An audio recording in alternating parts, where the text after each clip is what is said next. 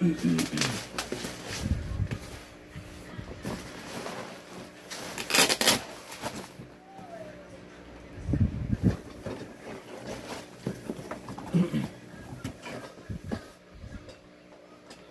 may stand dito. Ayan. Pangalan siya. Sarip. Ayan. Stand. Yung ganito. Tapos may gulong. Ayan. Para madali natin ilipat yung rip natin. Ayan. Ayan.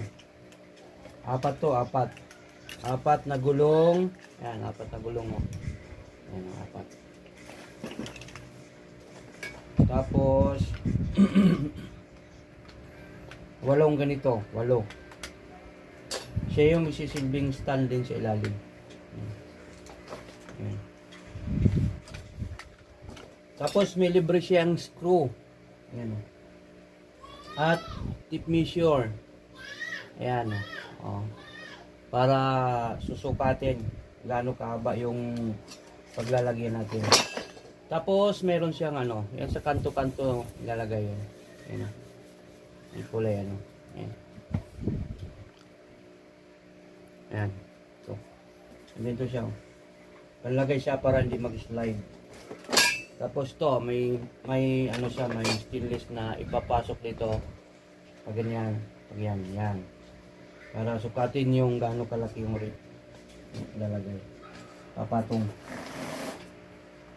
Yan.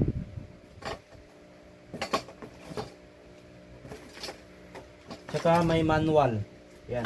Saka may mga screw siya, no? Mga screw, no? Mga screw. Yan. Kasi itong mga to, i-screw natin to doon sa ano.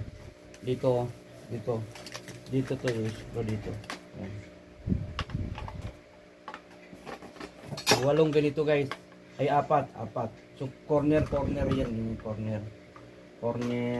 Yan, corner ganyan. Kagandahan ito kasi may level.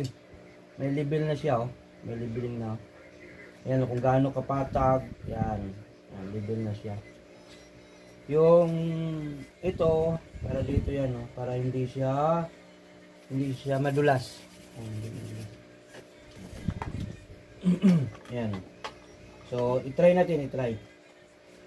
Tapos, ilalak lang yan dito. Ilalak.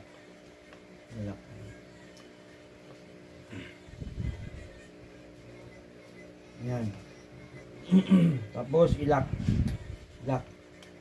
Ayan o, nakalak ito. Yan.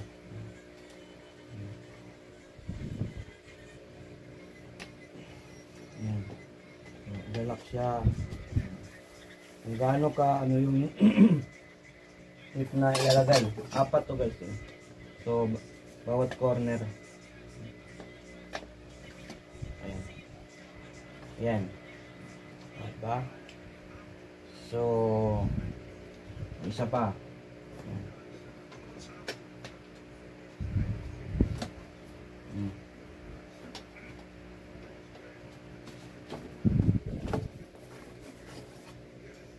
Wala na, ito na lang ito yung laman ng box. Yan.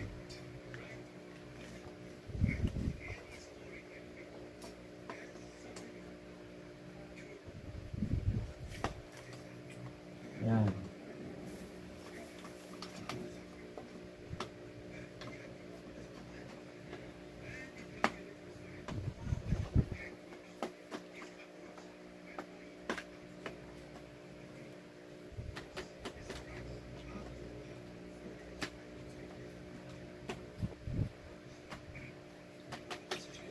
So, ganyan ang forma niya. Ganyan.